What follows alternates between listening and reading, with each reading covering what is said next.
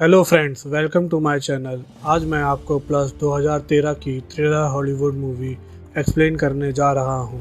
यह फिल्म काफ़ी इंटरेस्टिंग है। मूवी को स्टार्ट करने से पहले प्लीज़ चैनल को सब्सक्राइब जरूर करें। मूवी की स्टार्टिंग में हम देखते हैं एक लड़की को एक आदमी ने चेयर से बांध रखा है और वो उसके ऊपर बहुत सारे पत्थर गिरा कर उसे जिंदा ही दफना देता है। उसके बाद हम मेन कैरेक्टर हैली और उसके भाई को देखते हैं, जिनका एक फेमस बैंड था। उन्हें बचपन से ही म्यूज़िक का काफ़ी शौक था और एज अ टीम वो बहुत अच्छा म्यूज़िक बनाते हैं और वो काफ़ी सक्सेसफुल है। तभी हैली कार्टर से मिलती है। कार्टर एक पत्रकार था और दोनों एक दूसरे को पसंद करने लगे थे और जल्दी ही उन्होंने शादी भी कर ली। वो दोनों एक दूसरे से बहुत प्यार करते थे। हैली के बच्चे भी थे, पर तब भी उसने अपने भाई के साथ अपना करियर स्टार्ट रखा। एक दिन हैली के भाई ने पार्टी में कुछ ज़्यादा ही ड्रग्स ले लिए थे, जिसकी वजह से उसकी मौत हो जाती है। हैली उसे बचाने की बहुत कोशिश करती है। उसे लगता है उसने अपने भाई को अकेला छोड़कर एक नई लाइफ में चली गई, जिसकी वजह से वो डिप्रेस हो गया था। भाई की मौत के बाद हैली का किसी भी चीज़ में मन नहीं लगता और बहुत टाइम गुजरने के बाद ही उसने कुछ लिखा था। हैली ने अपने भाई को डेलीगेट करने के लिए बहुत सारे सॉन्ग लिखे थे।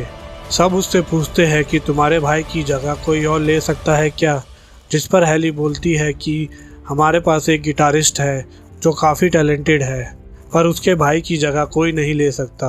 इस गिटारिस्ट का नाम हेंजो था और उन्हें लगता था कि वो बैंड को अलग लेवल पर ले जाएगा। उसके बाद सबका इंट्रोडक्शन होता है और सबको लगता है कि एल्बम काफ़ी सक्सेसफुल होगी। हैली अपने भाई की मौत के बाद अपनी फैमिली से दूर हो गई थी।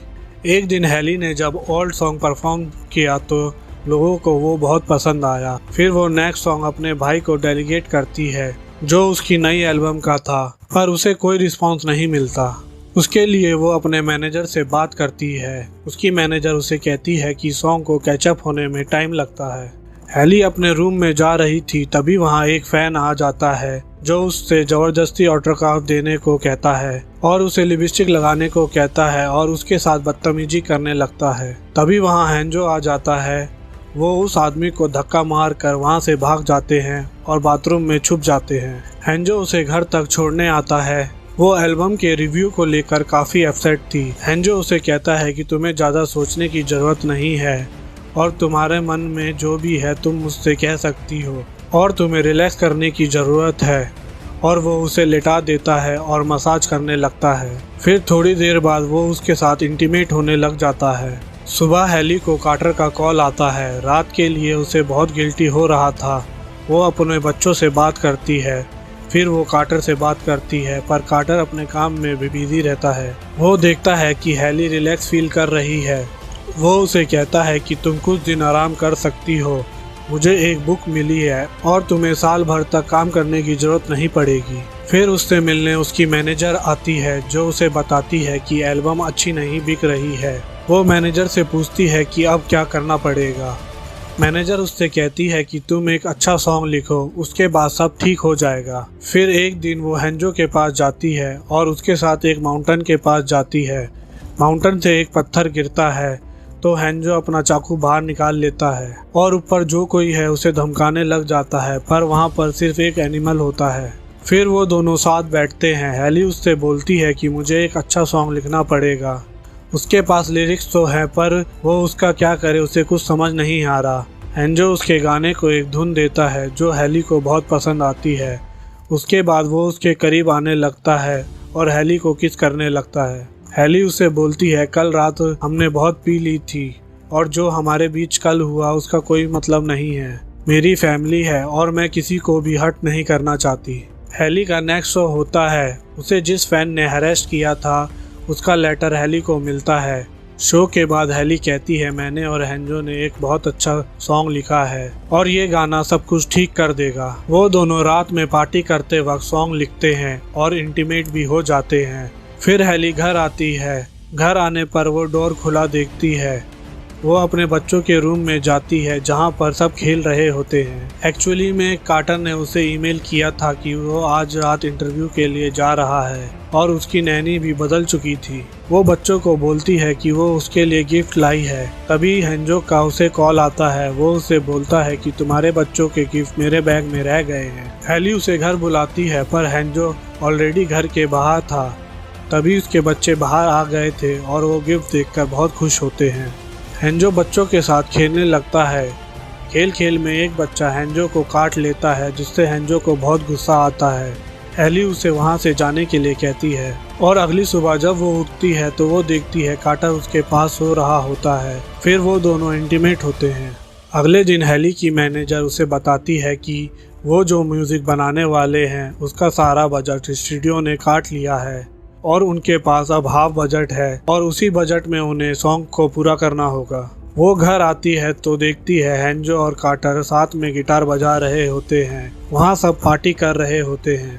वो हेंजो से पूछती है कि तुम यहाँ क्या कर रहे हो, तो कार्टर उसे कहता है कि बच्चों का गिफ्ट टूट गया था तो हेंजो उनकी मदद कर रहा है। फिर एक गिफ्ट आता है। ये गिफ्ट उसी फैन ने भेजा होता है, जिसे देखकर हेली बहुत ज़्यादा डिस्टर्ब हो जाती है। कार्टर उसे कहता है कि तुम चिंता मत करो, हम उसे हैंडल कर लेंगे। हेंजो सबके लिए डिनर बनाता है। डिनर करते समय कार्टर हेंजो के एक लॉकेट को नोटिस करता है जिस पर हेली के बाल होते हैं। वो पूरा दिन साथ स्पेंड करते हैं और रात को मूवी देख रहे होते हैं। हेली बोलती है कि मैं सोने जा रही हूँ। हेंजो बोलता है कि मैं भी चलता हूँ, पर कार्टर उसे बोलता है इतनी रात में जाने की जरूरत नहीं है और वो हेली को मना लेता है हेंजो को रात में वहीं रुकने के लिए। हेली हेंजो के कमरे में बहुत गुस्से में जाती है और उससे कहती है कि तुम्हें यहाँ नहीं आना चाहिए था और तुम यहाँ से जल्दी से चले जाओ। हेंजो हेली के पास आता है और फिर वो दोनों इंटीमेट हो जाते हैं।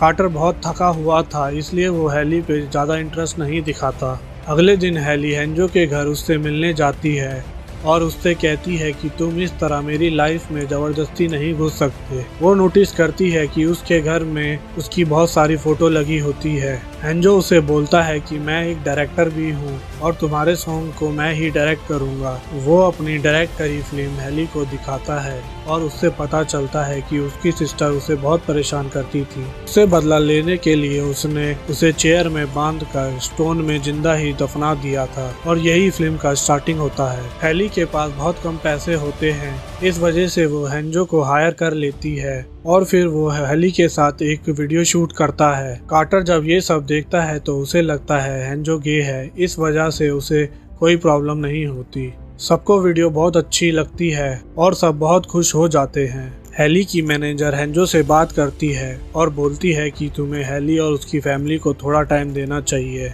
फिर सब पिकनिक जाते हैं। हेली की दवाई खत्म हो गई थी तो वो डॉक्टर के पास जाती है।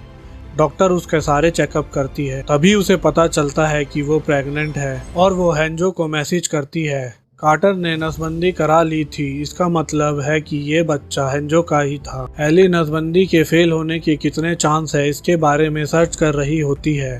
तभी कार्टर वहां आ जाता है और वो सब पढ़ लेता है, जिससे उसे सब समझ आ जाता है। हेली उससे कहती है कि मैं तुम्हें सब बताने वाली थी और ये एक मिरेकल है और मैं एक बच्चा चाहती हूँ। कार्टर अनश्योर था पर वो फिर भी एक्सेप्ट कर लेता है। कार्टर थोड़ा निराश होता है कि उसे सबसे लास्ट में पता चला, पर हेली ने तो ये बात किसी को नहीं बताई थी। वो हेंजो को कॉल करती है और बोलती है तुम्हें कैसे पता चला, मैंने तो तुम्हें नहीं बताया था।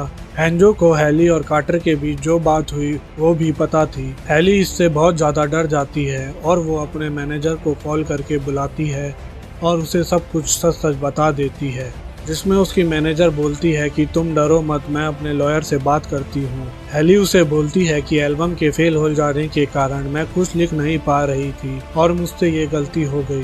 कार्टर हेली से कन्फ्रंट करता है और वो समझ चुका था कि ये बेबी हेंजो का है। तभी कार्टर को एक फोन आता है। हेली की मैनेजर की मौत हो चुकी थी और उसका किसी ने मर्डर किया था। कार्टर घर के बाहर गुस्सा निकालने के लिए गड्ढा खोल रहा था। हेली को लगा उसने कार्टर को हर्ट कर दिया है और वो हेल्प मांगने के लिए नेबर के पास चली जाती है। उस घर में हेंजो रह रहा था। वो कहता है कि तुम्हारे बच्चों की देखभाल करने के लिए मैंने यहीं पर घर ले लिया है। हेंजो उसे कहता है अब सब ठीक हो जाएगा, हम अपने बच्चों को ठीक से बड़ा करेंगे। कार्टर और हेंजो में झगड़ा हुआ था, इसलिए कार्टर उसके लिए गड्ढा खोद रहा था। तभी हेली देखती है उसके घर में बहुत सारे कैमरे लगे हुए थे और उस फैन के हैंडराइटिंग वाले लेटर भी थे। हेली को डराने के लिए सारे गिफ्ट हेंजो ही बेचता था। हेली ये सब देख के बहुत ज़्यादा डर जाती है और उसे वहाँ से बाहर निकलना पड़ेगा। वो उसकी सब बात में हाँ मिलाती है कहती है कि मैं थोड़ा डर गई थी पर मैं तुम्हारे साथ रहने के लिए रेडी हूँ। वो बाथरूम जाने का बहाना करती है। वो बहुत ज़्यादा डर गई थी और वो खिड़की से बाहर निकल जाती है। भागते भागते वो घर पहुंचती है तो वो देखती है कि किसी ने कार्टर को उसी गड्ढे में बांध दिया है। तभी वहां बच्चों की नैनी आ जाती है। हेली उससे मदद मांगती है पर वो वहां से चली जाती है। नैनी एक्चुअल में हेंजो की माँ होती है और सब चीज़ों के बारे में जानकारी हेंजो तक वही पहुंचाती थी। हेली अकेले ही कार्टर को बाहर निकालती है। तभी वो देखती है कि नैनी उसके बच्चों को ले जा रही है। वो कार लेकर जाए उससे पहले ही हेली उसके सर में मार कर उसे बेहोश कर देती है। तभी वहाँ हेंजो भी पहुंच जाता है और वो कार्टर को बहुत मारता है। हेली कार्टर को बचाने के लिए उसके ऊपर कूद पड़ती है और वो उससे बोलती है मैं ये बेबी होने नहीं दूंगी।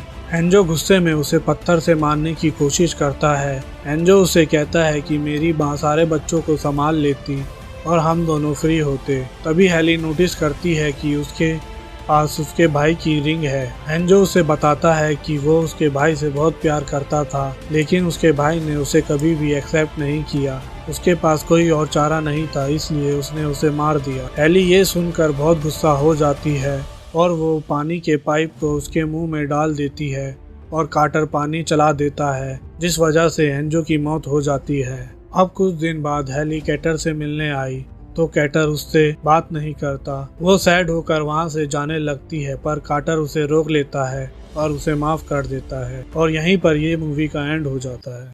अगर आपको ये मूवी पसंद आई तो प्लीज़ चैनल को सब्सक्राइब करें।